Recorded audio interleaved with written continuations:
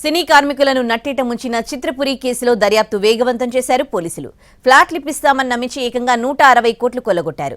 సినీ కార్మికులకు కాకుండా బయటి వాళ్లకు అమ్ముకున్నారు. అక్రమాల చిట్టా వెలుగులోకి రావడంతో ఇప్పటికే కొందరిని అరెస్ట్ చేశారు. మరికొందరు నిందితులు పరారీలో ఉన్నారు. అసలు చిత్రపురి కాలనీలో అక్రమాలు ఎలా జరిగాయి? దీనిపై బాధితులు ఏం చెప్తున్నారు? సినీ కార్మికుల కోసం 20 ఏళ్ల క్రితం చిత్రపురి కాలనీ ఏర్పాటు చేశారు. అయితే సినిమా కార్మికులకు కాకుండా బయట వాళ్లకు ఫ్లాట్లు అమ్ముకున్నారు సొసైటీ సభ్యులు. ఒక్కో ఫ్లాట్ను ఏకంగా 3-4 పేర్ల మీద రిజిస్టర్ చేశారు. లక్షల రూపాయలు కట్టి ఏళ్లు గడుస్తున్నా ఫ్లాట్లు దొరకని కార్మికులు పోలీసులకు ఫిర్యాదు చేశారు. దీంతో చిత్రపురి అక్రమాలు వెలుగులోకి వచ్చాయి. చిత్రపురి కాలనీ అధ్యక్షుడు అనిల్ వల్లభనేనిపై మే 22న క్రిమినల్ కేసు నమోదు చేశారు రాయదుర్గం పోలీసులు. అనిల్ను అరెస్ట్ చేసి రిమాండ్కు తరలించారు.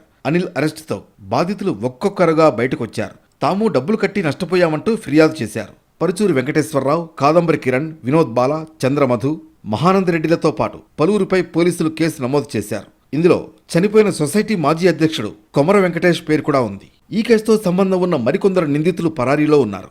ఏకంగా 160 కోట్ల రూపాయల స్కామ్ అని తేలడంతో పోలీసులు ఈ కేసును సీరియస్ గా తీసుకున్నారు. ఆర్థిక నేరాల పరిశోధనా విభాగానికి ఈ కేసును బదలాయించనున్నారు పోలీసులు.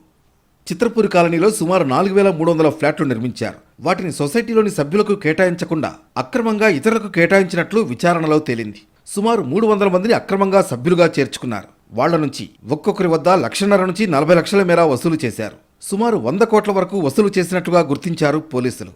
సొసైటీ సభ్యుల నుంచి డబ్బులు వసూలు చేసి అక్రమ మార్గంలో వాటిని ఇతర ఖాతాల్లోకి తరలించడమే కాకుండా సొసైటీ ఖజానాను ఖాళీ చేసినట్లు తేల్చారు పోలీసులు. చిత్రపురి కాలనీ సెక్రటరీ పిఎస్ఎన్ దొరతో పాటు 9 మంది కార్యవర్గ సభ్యులు ప్రస్తుతం పరారీలో ఉన్నారు. విజిలెన్స్ ఎంక్వైరీ వేస్తే పెద్ద తిమింగలాలు బయటకు వచ్చే అవకాశం ఉందంటున్నారు. చిత్రపురి అవినీతిలో మాజీ కమిషనర్ వీర బ్రహ్మయ్య, డీసీఓ ధాత్రీదేవి, మాజీ కమిషనర్ రఘునందన్ రావుల పేర్లు కూడా వినిపిస్తున్నాయి. కేసు సమగ్ర విచారణ జరిపితే ఇంకెంతమంది బయటకొస్తారో వేచి చూడాల్సిందే.